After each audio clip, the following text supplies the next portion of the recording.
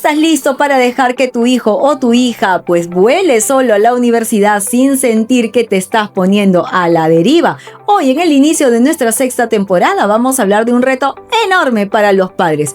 Cómo acompañar a un adolescente con disfunción o discapacidad en su ingreso a la universidad sin sobreprotegerlo. Acompáñame a recorrer este episodio en 4 claves importantes: organización personal, preparación administrativa, preparación emocional y además el grupo de apoyo que necesita. Haremos un checklist práctico para todos ustedes. ¿Estamos listos? ¡Conversemos!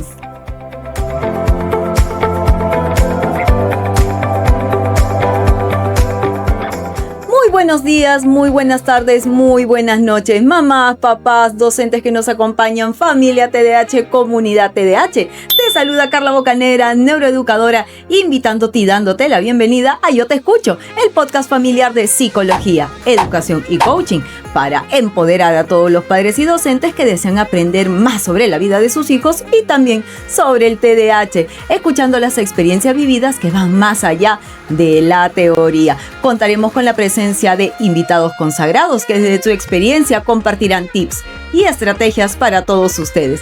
Todo esto y más y mucho más en Yo Te Escucho, tu neuropodcast hecho con cerebro. Qué gusto, mamá, papá, estar aquí con ustedes el día de hoy, una temporada más. Nos encontramos, mamá, papá, en la sexta temporada y realmente estamos muy contentos y muy agradecidos por tu presencia con nosotros. Realmente el haber compartido historias, el haber compartido momentos y sobre todo el haber creado un espacio en donde nosotros como comunidad podamos estar cada vez más aprendiendo sobre los temas que a ti te gustaría escuchar es importante para nosotros. Que todo lo que nosotros decimos, que todo lo que nosotros expresamos, que todo lo que nosotros comentamos contigo pues tiene un eco en la vida real de todas nuestras familias. Así es que el día de hoy vamos a empezar esta sexta temporada pues con un tema que no solamente he estado abordando en algunas capacitaciones, sino que también es un tema de gran preocupación cuando yo me reúno con los padres de mis tutoriados de los últimos años o de mis coaches o pacientes de los últimos años ya de la vida escolar que están justamente en dirección a la vida universitaria. Y es el cómo puedo ayudar yo a mi hijo a ser cada vez más independiente para su vida universitaria sin yo tener que caer en la sobreprotección. Así es que vamos a ir analizando un poquito, papá, en esta primera sección del podcast, pues cuáles son estos miedos más comunes que se da durante esta última etapa pues escolar, ¿no? Imaginemos esta escena en donde tenemos a un adolescente que ya acaba de terminar el colegio y que tiene alguna disfunción, que tiene alguna discapacidad y que sueña, que realmente está orgulloso, que realmente está entusiasmado pues con ingresar a esta nueva vida universitaria, pero detrás de él, mamá o papá, justamente estás tú con miedos, estás tú con dudas, estás tú con estas preguntas que pueden estar calando en tu corazón como ¿y si no puede? ¿Y si a la mitad del camino abandona su carrera? ¿Y si elige tal vez algo que yo sé que no va a lograr, pero realmente lo veo tan motivado que me pone en duda si realmente mi percepción y mis miedos van a ser tan válidos como para darle ese comentario y decir, no, hijo, yo creo que no vas a poder? Entonces, papá, mamá, ¿cómo se presenta entonces esta situación? Esta situación tenemos que verla desde 2 puntos de vista interesantes. La primera, no solamente tenemos que verla desde el punto de la dificultad innata de nuestro hijo con una disfunción o con una discapacidad, sino también en la percepción, en la manera como nosotros los padres vamos a abordar, vamos a interpretar pues esta vida universitaria de nuestros hijos. Entonces, como primer punto de partida que nos brindan muchos psicólogos, nos brindan muchos acompañantes, coach en la vida universitaria de nuestros hijos, es que los padres no podemos ser el control remoto de nuestros hijos universitarios. Que más que un control remoto, tenemos que ayudar a nuestros hijos en el proceso de acompañamiento y no en un proceso de dirección.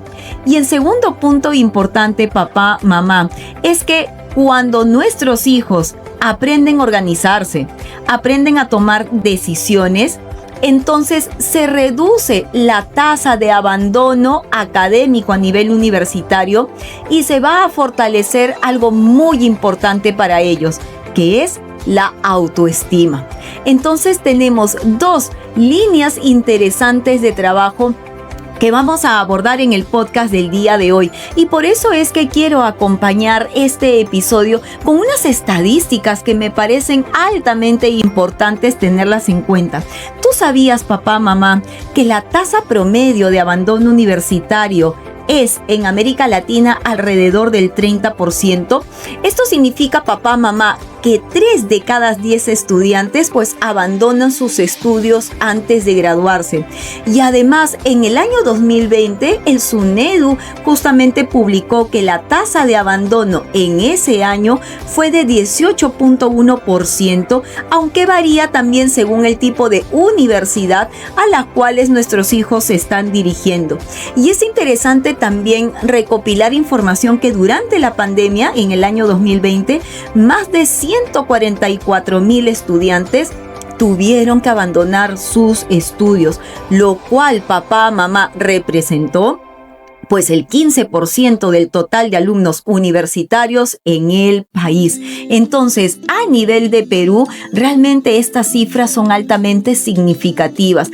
Pero no nos quedemos solo en el Perú. Demos una mirada más y vayamos a un contexto también internacional. Porque a nivel global, te cuento que la deserción universitaria promedio, pues más o menos ronda el 42%, incluyendo, papá, mamá, casos donde los estudiantes ingresan pero no logran graduarse.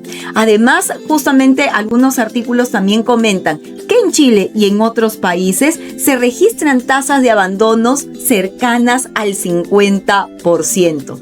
Realmente un número, una cifra bastante preocupante en ese sentido. Y es por eso que nosotros tenemos que ayudar a nuestros hijos a que aprendan 2 puntos interesantes que trabajo muchísimo yo en el coaching. Aprendan a organizarse y aprendan a tomar decisiones. En estas habilidades están las herramientas que nosotros justamente queremos que nuestros hijos tengan para que pueda reducirse esta deserción a nivel universitario, esta sensación de no poder lograr los objetivos académicos y sobre todo también algo muy importante que no dejamos pasar y no deberíamos dejar pasar, y es el fortalecimiento de la autoestima. Así es que en este podcast vamos a dar unas miradas importantes, como ya te había comentado en la introducción, 4 caminos y puntos interesantes que viene a ser la organización personal, la preparación administrativa y emocional. Vamos a ver también un checklist práctico para todos ustedes y un plus adicional que lo estamos guardando para el final del podcast. Así es que bueno, vamos a ir trabajando con el sistema de organización personal. Yo creo que este es un punto transversal.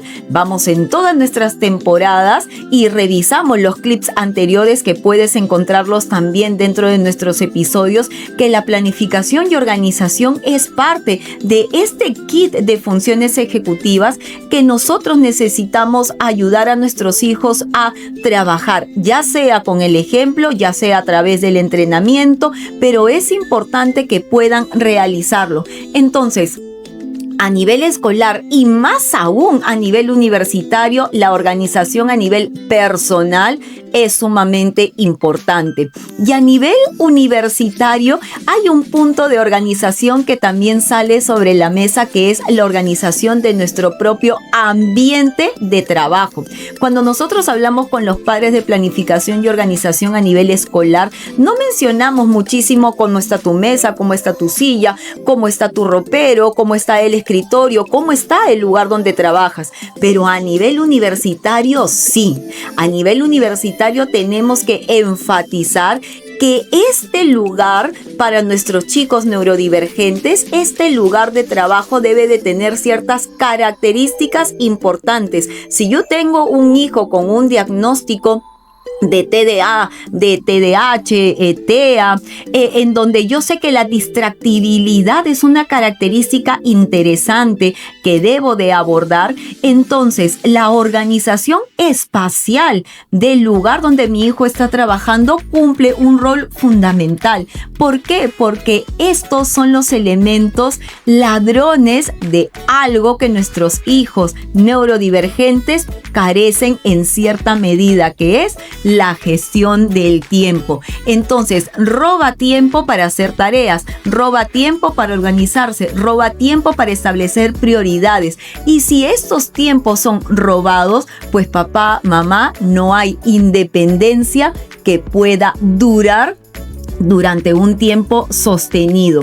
Algo que a mí me encantó muchísimo ir leyendo esta semana acerca de organización a nivel universitario es que justamente la primera sensación que un universitario se lleva, lo primero que me dicen también a mí mis exalumnos cuando me los encuentro a veces en los pasillos universitarios es: Carla, qué diferente es colegio, te pasan los profesores la voz, te dicen lo que hay que hacer, por ahí que hasta papá y mamá te dan tus reminders, pero cuando nosotros llegamos a la universidad ya no, el profesor simplemente sale del salón, se va y la expectativa es que tú ya te ordenes, te organices, planifiques, y esa situación de abordaje de mira, recuerden lo que hay que hacer, solamente se menciona en el aula como tal y punto, no hay más, porque supuestamente nosotros ya venimos con esas herramientas y no todos necesariamente van a tenerlas pues pulidas en su totalidad.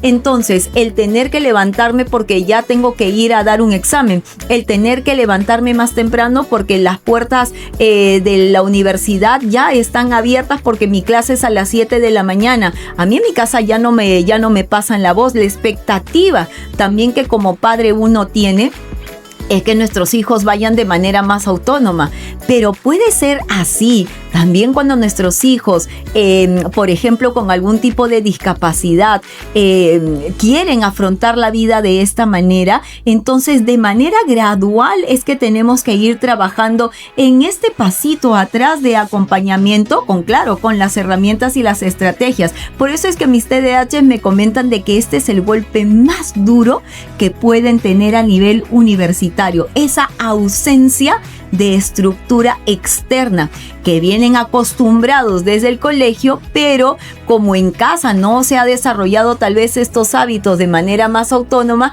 pues este proceso les choca muchísimo en la universidad.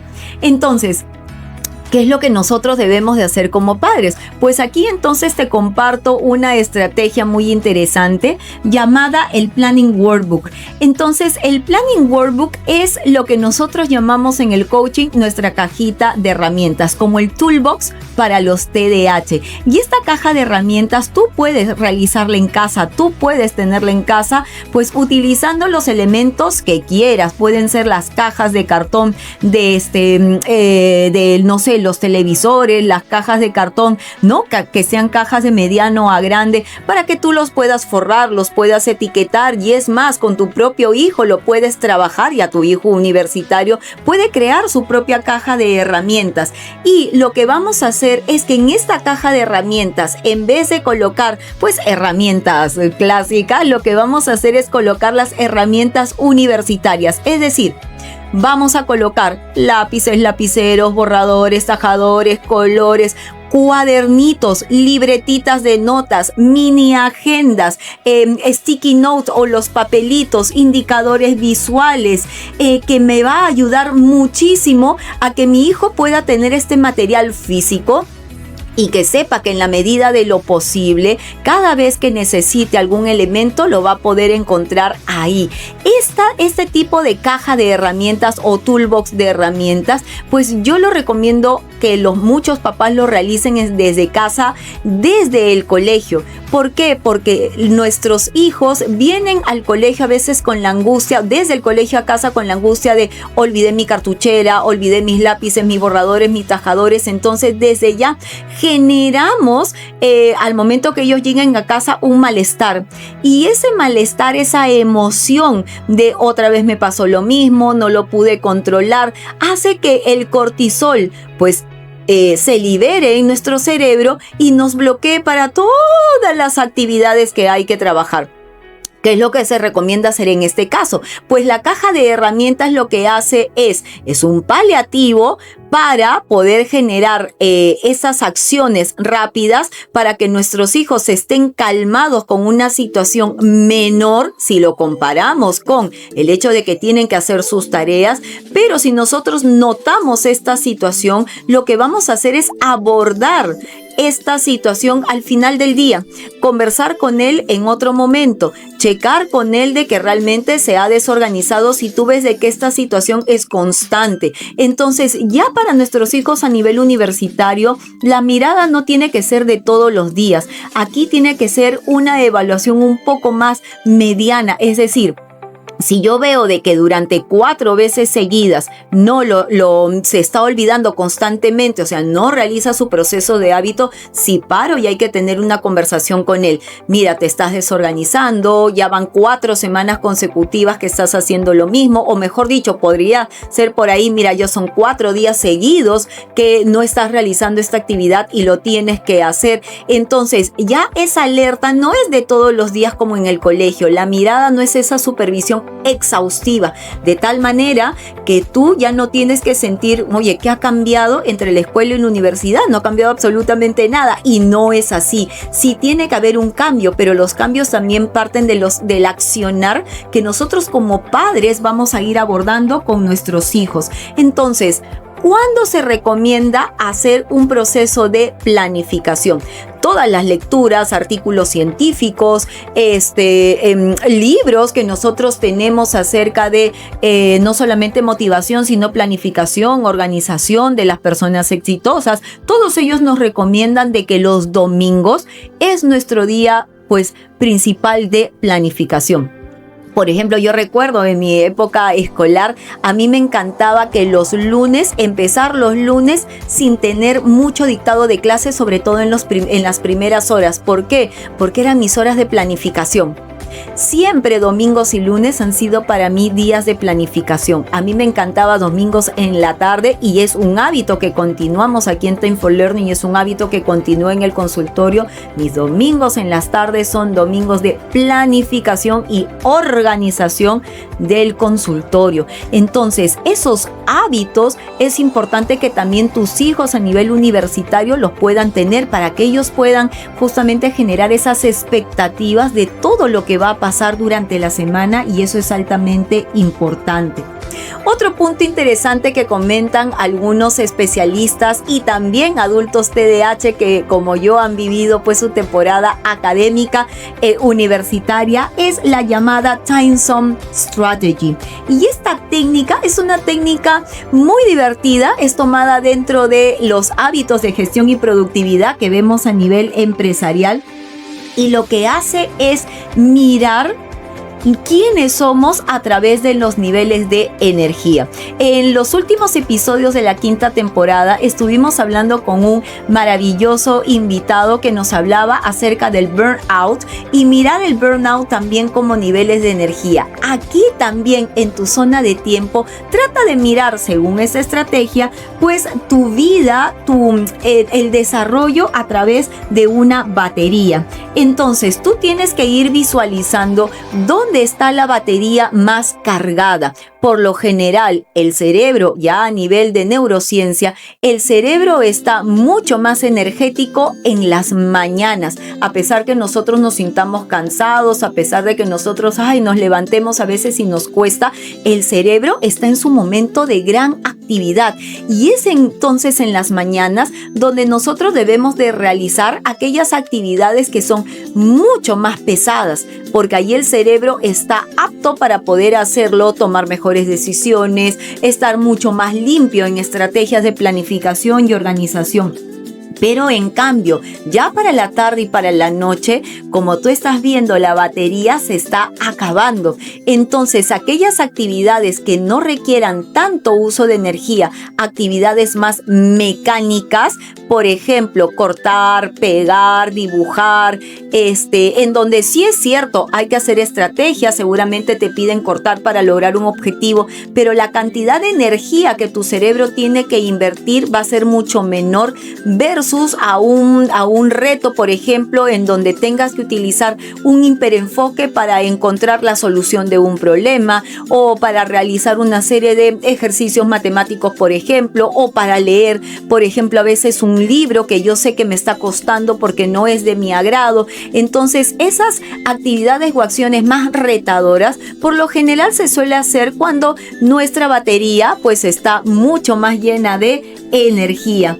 Entonces, es importante para nosotros poder también conocer cómo es que nuestro cerebro funciona y de tal manera con eso nosotros podemos aplicar estrategias importantes que nos permitan hacer un buen desarrollo y trabajo.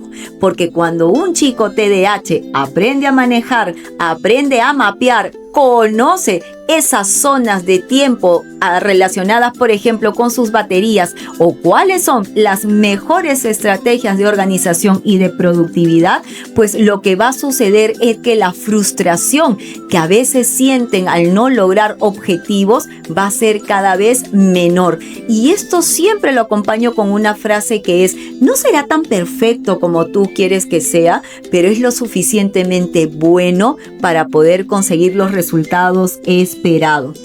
Papá, hay que ponerlo a prueba, y algo que yo les digo a mis chicos es: no te desalientes en el camino. Las primeras semanas son semanas de práctica. No todo sale perfecto a la primera. Vas a tener que trabajar en la constancia para que estos hábitos y estos accionares se puedan dar. Si no hay una constancia y no hay una repetición, entonces no vas a sentir de que realmente esa estrategia es para ti. Sabes que aquí, papá, mamá, cuando nosotros trabajamos sesiones de coaching, las sesiones de coaching o de terapia no tienen que ser aburridas. A veces hay sesiones que las hago netamente lúdicas, las hago a través del juego. Y en un juego, jugándolo 45, 50 minutos, repitiendo el accionar una y otra y otra y otra vez, eso nos permite poder visualizar en la siguiente repetición una reflexión de cuáles son los errores que he podido cometer, cómo está mi batería en ese momento, cuán hiperenfocado estuve la primera vez que lo hice, no presté atención, tal vez habían algunos detalles escondidos, vamos a hacerlos una vez más. Entonces es importante que en estos hábitos de repetición constante podamos encontrar entonces las herramientas, estrategias y el análisis de lo que necesitamos. Así es que desde casa, si nosotros vemos que nuestro hijo está cometiendo una equivocación, es solo eso, es una equivocación, no es un fracaso. Nosotros como padres también tenemos que estar ávidos, abiertos a que esas pequeñas acciones, esos pequeños quiebres, como hablaba ayer con una coachee, esos quiebres que se dan en la vida no dejan no desaparecen todas las acciones positivas que has logrado hasta este momento, ni tampoco deja de decir quién eres tú, el esfuerzo, la dedicación, la autoestima. Entonces son dos aspectos muy interesantes que nosotros debemos de aprender a abordar con nuestros hijos. Por eso es que en esta sección o en esta parte del podcast vamos a hablar entonces de esta maravillosa preparación administrativa y emocional. Ya estamos hablando entonces de emociones. ¿Por qué? Porque las emociones son un monstruo silencioso. Cuando yo hablo con mis coaches acerca de pensamientos y emociones, yo les enseño de que ellas aparecen de la nada. Simplemente son activadas, son gatilladas por una situación que están viviendo en ese momento en su ambiente, y el pensamiento y la emoción no piden permiso. Ellas solamente vienen, solamente aparecen. Entonces, si nosotros ayudamos a que nuestros hijos estén preparados para un proceso inclusivo y que estén preparados para gestionar cada vez mejor sus emociones, esto va a ayudar a que continúen sosteniendo en el tiempo sus procesos. Sabes que estuve viendo un poquito más de estadísticas y alguna información también adicional y nos comentan, por ejemplo, algunas investigaciones que en el Perú los factores vinculados al abandono incluyen el rendimiento académico limitado, la falta de motivación, problemas económicos y también la falta de apoyo de la institución, llámese escuela o universidad. Y además se sabe que la deserción no solamente implica pérdida de recursos económicos y educativos, sino también una exclusión educativa y social. Y si bien es cierto, papá, mamá, intenté buscar información acerca de adultos TDAH y el tema universitario, el tema de culminar sus estudios universitarios, encontré una pequeña información que nos hablaba acerca de que solo el 5% de personas con TDAH podrían graduarse exitosamente de la universidad. Entonces, cuando hablamos de éxito universitario también en las investigaciones, bueno, hablamos acerca de lograr nuestros objetivos tal vez dentro de los 5 años. La información fue bastante escasa, pero lo ideal es que nuestros hijos, tomándose el tiempo que necesiten, porque justamente ese es otro punto importante cuando hablamos de la parte logística y administrativa, es que nuestros hijos, si bien es cierto, alguno de ellos tal vez no logrará terminar pues su carrera universitaria en los 5 años, si es algo que le gusta, si es algo que lo motiva, si es algo con lo que siente que tiene el talento y la fuerza y las ganas, pues le va a costar un poco más. Pero cuando a mí me hacen la pregunta, ¿debería sacarlo de la universidad? ¿Debería mi hijo poner los pies en la tierra por más que le guste? Y les digo que no, que sí le den la chance de poder continuar con los estudios, porque a diferencia del colegio, y esto es una información que mis chicos me comparten muchísimo en la secundaria, los chicos me dicen, el colegio es una imposición de mis padres. En cambio, la universidad es una decisión mía. Y por ser mía, la motivación que esas palabras tienen es súper importante, porque esa decisión mía hace que yo pueda sostener esa carrera la mayor cantidad de tiempo posible. Algunos chicos pueden cambiar de carrera, sí, por supuesto que sí, pero a veces cambian a carreras afines, o lo que hacen más bien es no tanto cambiar de carrera, papá, sino cambiar de universidad. Y eso es lo que veo bastante en los chicos, justamente mis chicos con diagnóstico. ¿Por qué? Porque tal vez la currícula no es la que ellos esperaban manejar, y tal vez en otra universidad pueden tener una currícula un poco más flexible, o tal vez con menos ciencias, o tal vez con menos letras, dependiendo de lo que ellos estén eligiendo. Y eso les permite poder llevar mucho mejor pues su temporada universitaria. Y hay muchas mamás y papás con los que yo converso y le digo, por ejemplo, tu hijo tiene velocidad de procesamiento lento.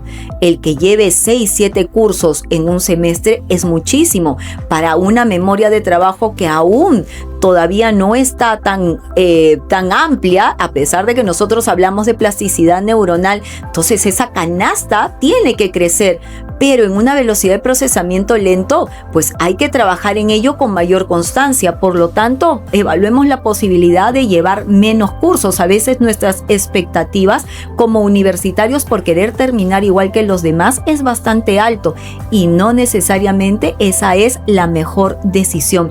Entonces, acompañar a nuestros hijos en el proceso es sumamente importante. Por eso es que este bound, o este proceso de hacer un análisis crítico de la currícula, hacer un análisis crítico de las asignaturas que hay dentro de la currícula, es parte entonces de este crecimiento administrativo, porque yo voy a administrar mi tiempo y le voy a enseñar a mi hijo esas capacidades y habilidades que tiene y cuáles son las que tiene que seguir entrenando, pues para que vaya alcanzando sus metas sin preocuparse que la carrera tal vez le puede tomar 1 año más o año y medio más. Hay que poner los límites también, pero que lo va a hacer con la tranquilidad y bajo el proceso que necesita trabajar.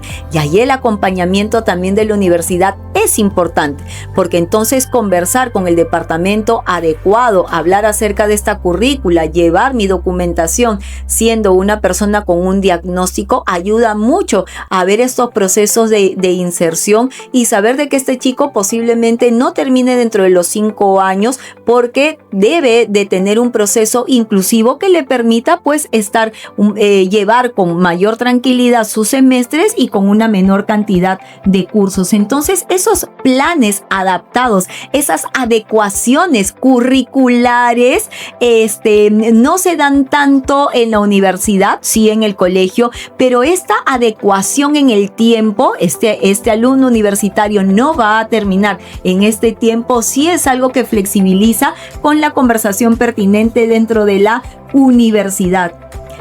Y justamente este es uno de los puntos que puede mover las emociones de nuestros hijos. Entonces, no es que nosotros estamos esperando que papá y mamá vayan a la universidad y entonces saquen esa armadura de defensa y que emocionalmente mi hijo se siente triste y que emocionalmente mi hijo está frustrado y que no está avanzando. Entendemos totalmente tus emociones, pero es importante entonces, usando las estrategias adecuadas, voy a hacer que mi hijo pase por estos retos. Si hay que llorar, si hay que frustrarse, se dé, pero la intensidad con la que esas emociones se van a presentar tienen que ser las que tu hijo pueda manejar. Y por eso es que todas estas estrategias junto con las emociones, pues es un trabajo importante y multimodal. Y aquí también hay una intervención interesante de parte de los padres, porque en el colegio hemos tenido muchísimos casos de padres que, claro, entiendo la frustración y debido pues a la cantidad de cursos que se lleva en el colegio, 10 cursos, 11 cursos, 12 cursos, pues muchos padres al ver la angustia de sus hijos, pues terminan haciendo las tareas por ellos. Entonces los chicos a veces se acostumbran a ese estilo de trabajo y cuando llegan a la universidad ya no es así. Esa mamá, ese papá que le dio ese empujón de haberle hecho las tareas en el colegio, pues en la universidad ya no lo va a poder hacer. Es tu hijo el que ahora tiene que retomar un hábito un poco perdido a nivel escolar. Entonces, más bien, ahora nosotros tenemos que cambiar nuestra mirada y hablar con nuestros hijos y decirle, yo confío que tú puedes intentarlo y que puedes hacerlo lo mejor posible. Si hay algún tema que yo pueda manejar, pues entonces yo te puedo acompañar, pero ya a nivel universitario tal vez vas a poder encontrar a otros profesionales que puedan ayudarte un poco más a clarificar dudas, consultas y a resolver esas actividades que necesites. Y ahí entonces en la universidad va a empezar a trabajar en algo que hasta tal vez le podía costar un poco a nivel escolar, que vienen a ser pues sus grupos, que vienen a ser los pares. Entonces los padres ya pasamos a un plano diferente, ya no estamos sobre nuestros hijos, sino que nos volvemos referentes y guías para poder darles una baraja de opciones, guías para poder animarlos a tomar nuevas decisiones que antes les daba miedo, decisiones por las que antes no afrontaba, decisiones que le costaba mucho poder trabajar. Ahora ya está tomando algunas decisiones interesantes e importantes que le va a permitir poder generar pues nuevos procesos. Entonces, una autonomía administrativa es una autonomía en donde trabajo estrategias y en donde trabajo emociones. Estrategias que me permitan a mí una conversación con la universidad para poder generar acuerdos que me permitan avanzar y una autonomía administrativa a nivel emocional de la forma como yo como estudiante universitario voy a gestionar mis emociones y que yo como padre de un hijo universitario también, porque la emoción y el pensamiento genera acción. Entonces mi acción ya debe tener una orientación diferente. Entonces, papá, mamá, realmente estamos tomando nota, realmente estamos siendo conscientes de estos procesos importantes que nosotros debemos llevar a cabo para acompañar a nuestros hijos en la vida universitaria. Y justamente cuando hablamos de la administración emocional, como te mencionaba hace unos minutos, era el poder animar a nuestros hijos, que a veces en el colegio pudo haber sido difícil el reto de poder consolidar amigos, en la universidad se va a tener que animar. Y algo que deben de empezar a gestionar son sus redes de apoyos universitarios. Entonces, una de las altas, enormes e inmensas preocupaciones justamente como padres es que Carla, si yo doy un paso atrás, mi hijo va a estar solo va a estar sentado en una biblioteca, solo va a estar sentado leyendo un libro, solo va a estar sentado pues leyendo una ficha que no entiende, que no comprende. Puede ir a preguntarle y tocarle la puerta al profesor universitario, tal vez el profesor no esté porque está seguramente dictando clase. Entonces, ¿cómo lo puede resolver? Entonces, el que se puedan generar estas redes de apoyo universitario es sumamente importante, porque también tus hijos tienen que animarse a hacerlo.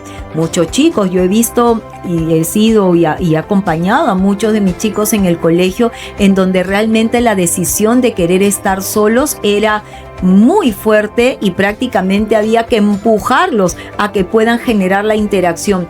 Y era un proceso para ellos de mucho fastidio, era un proceso que realmente no disfrutaban.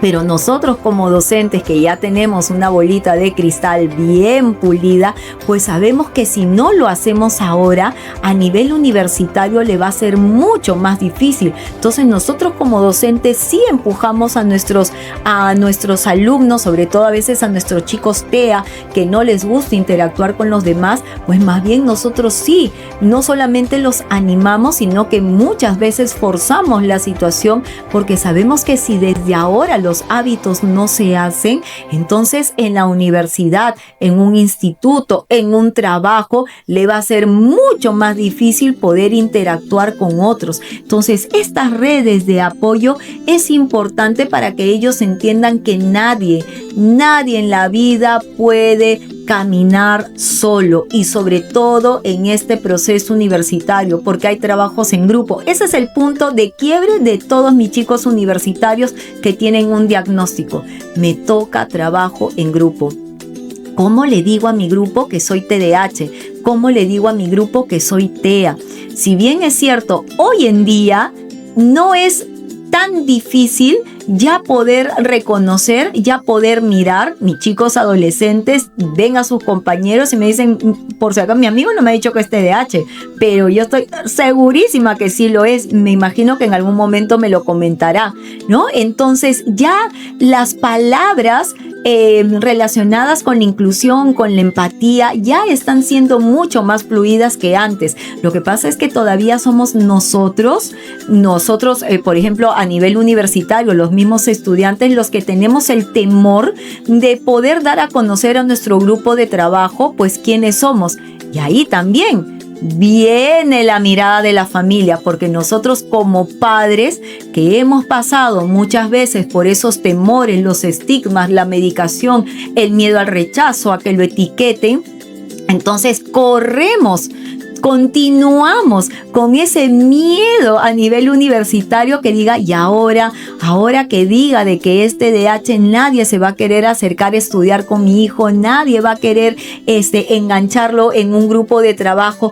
Pero ya eso más bien ya no puede darse de esa manera. Nosotros tenemos que animar a nuestro hijo a que vaya aceptándose como es, y no es fácil. Yo he acompañado a chicos universitarios en donde era el momento de tomar la decisión cuando estén con su grupo de trabajo de decirles. ¿Por qué? Porque tal vez a él o a ella le daban responsabilidades que para el grupo era parte de, pero para él, por ejemplo, era muy difícil de avanzar porque tal vez no era parte de las fortalezas que tenía. Entonces trabajábamos en cómo le digo a mi grupo que yo quiero otra parte. Por ejemplo, cómo le digo a mi grupo que a mí me gustaría hacer la introducción y todo lo demás ya no porque no lo supiera, sino porque prefiero salir a la primera y después ya no más. Entonces mi energía va solamente hacia ese punto, es lo que puedo tolerar. Entonces hay que conversar con el equipo, hay que conversar con tus compañeros. No es nada fácil, pero si papá y mamá a nivel universitario continúan ¿no? Con las sensaciones de la escolaridad, entonces también van a ser muy difícil el proceso de transición con sus hijos universitarios. Entonces, las universidades cuentan con una serie de departamentos importantes que pueden ayudar a este proceso. Departamento de Bienestar Universitaria, tenemos también muchos tutores académicos, tenemos mentores o coach que ayudan muchísimo hoy más que nunca, hoy más que antes, a nuestros chicos para poder trabajar en estos procesos de inclusión. Entonces, había recopilado una información. En Estados Unidos se revela que estudiantes con TDAH que participan activamente en grupos de mentoría tienen hasta un 40% más de probabilidades de mantenerse en la universidad frente a quienes no lo hacen. Entonces, qué interesante es, papá, mamá, poder ayudar a nuestros hijos a poder generar estas conexiones dentro de la universidad. A veces los chicos no lo hacen al inicio porque tienen mucho temor. Muchos papás cuando vienen y nos reunimos en el momento de psicoeducación me dicen, yo le he dicho que vaya a la universidad, que busque un departamento de bienestar y al final soy yo la que tengo que ir a buscar el departamento de bienestar. Y realmente sí me doy cuenta que no presentó los papeles, que no hizo lo que hizo. Entonces una sesión es una sesión, lo designamos a una conversación particular y le hacemos ver a nuestros chicos la importancia de poder generar la conversación con estos lugares. Y si nosotros salimos de la universidad y vemos otras variables importantes, ¿qué pasa con la familia? ¿Qué pasa entonces con los amigos? Entonces es importante que nosotros como TDAH ya vamos a querer demostrar que somos más que nuestro diagnóstico, y este es el momento que a mí me encanta, porque entonces nosotros los que estamos ya es tomando conciencia que yo he elegido esta carrera, que yo quiero esto para mí y que sé que con las herramientas lo voy a hacer, y por eso el coaching universitario me encanta, porque ya viene el chico, a diferencia del coaching escolar, viene el chico preparado, viene el chico listo y viene el chico a decirte, Carla, necesito una terapia de atención y memoria. Necesito que me ayudes con estrategias para poder recordar con mayor facilidad. Soy TDAH, mi memoria de trabajo es más corta. Para TDAH hay otra estrategia particular, hay otra manera de abordar. Mira, Carla, ¿sabes qué? Yo necesito planificarme, organizarme como TDAH. Vamos al coaching universitario para esa línea, pero son ellos los que vienen con este gran interés. Entonces, papá, mamá pueden aportar muchísimo. Como te decía, si bien la expectativa tal vez de nuestros hijos es, mira, ya no me pases la voz, yo ya quiero hacerlo todo, esto es lo mío. Cuando tenemos un hijo neurodivergente, sí es importante, como a veces yo digo, tragarse ese sapo. A veces hablo con mis chicos de este libro que me encanta. Si lo has leído, déjamelo en los comentarios. Me encanta el libro Tráguese ese sapo. Y justamente les digo que ese libro es muy particular porque trata de estrategias interesantes, de cómo tragarse el sapo. Y como papás me refiero a tráguese ese sapo en el sentido de, pásale la voz. Así se moleste, así te diga, mira, ¿sabes qué? Mamá, otra vez me pasaste la voz, yo te pedí que no lo hicieras, ¿cómo es posible? Así se moleste, no importa, trégate ese sapo. Porque en alguna pasadita de voz te va a decir, ¡oh, mamá, si no me hubieras pasado la voz, se me hubiera ido que tenía examen a las 8 de la mañana. Gracias por pasarme la voz. Porque de cuando en cuando nuestros chicos sí necesitan todavía el proceso. ¿Qué pasa si tu hijo se quedó toda la noche estudiando? Pues entonces sí necesita ese empujoncito que nadie más se lo iba a dar en casa. Entonces, otra de las cosas que podemos ir haciendo sin ser tan invasivos es, por ejemplo, si sabemos que nuestro hijo va a pasar por un reto interesante, pues tal vez dejarle un post-it, una notita en su cama diciéndole, sé que mañana tienes un día importante, sé que lo vas a lograr. Y se lo dejas en su cama. Seguramente él llegará de la universidad, llegará muy tarde, ya no lo vas a ver, pero la notita que va a recibir de ti pues va a ser bastante agradable y significativo. Entonces, ese tipo de accionar es nada invasivo. Al contrario, hacerlo de cuando en cuando le va a generar una estimulación y va a ayudar a que su serotonina, su oxitocina, pues su dopamina aumenten mucho más, y sobre todo cuando nuestros hijos saben que nosotros confiamos en ellos y que el diagnóstico no evita que la confianza se dé, es importantísimo para ellos. Entonces, estos recordatorios amorosos son súper importantes, y así tengan 30, 40, 50 años, funciona. Así es que, papá, yo te invito y te recomiendo a que lo puedas hacer. Y si tú consideras que has recibido un diagnóstico TDAH de tu hijo, muchos chicos TDAH a veces salen de la vida escolar, converso con ellos y me dicen: recién, Carla, estoy diagnosticado con TDAH. He sufrido todo el tiempo escolar y yo he decidido hacer mi evaluación y soy TDAH. Y ya lo sospechaba desde el colegio, pero nunca me quisieron hacer una evaluación. Claro, hay un trabajo de mea culpa por ahí de la familia, y muchas veces cuando me reúno con los padres me dicen que sí, que eran algo que ellos no querían aceptar, que ellos no querían manejar, y que no pensaron que eso podía marcar una gran diferencia a nivel académico. Entonces miramos hacia adelante y decimos: bueno, entonces esta es la hora. ¿Qué vamos a hacer? Entonces necesito terapia, necesito coaching, necesito aprendizaje. Entonces ahí nuestros chicos se animan y vienen en el proceso. Muchos chicos universitarios necesitan todavía este apoyo de coaching, de organización, de planificación, y si estás en las posibilidades de hacerlo, hazlo. Los departamentos universitarios pues brindan también este apoyo, no de una manera tan personalizada como lo puede hacer en un centro, en un consultorio, pero sí también generan ciertos procesos de apoyo. Pero si tú sientes que tienes un hijo que está diagnosticado con TDAH nivel moderado, nivel severo, con TDA nivel moderado, nivel severo, pues sí es importante que por lo menos el primer año pueda establecer una serie de rutinas y pueda trabajar en ese proceso.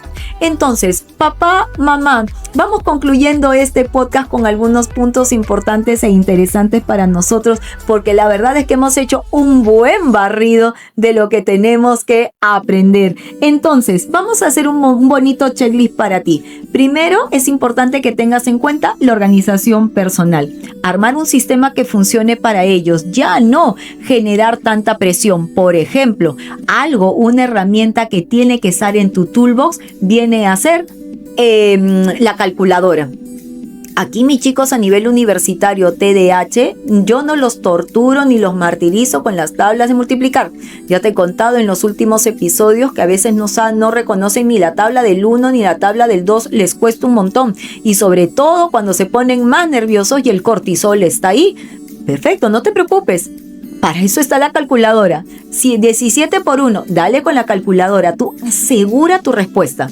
Entonces ya no tienes que juzgarlos por ese punto, ya eso pasó, eso ya es a nivel escolar.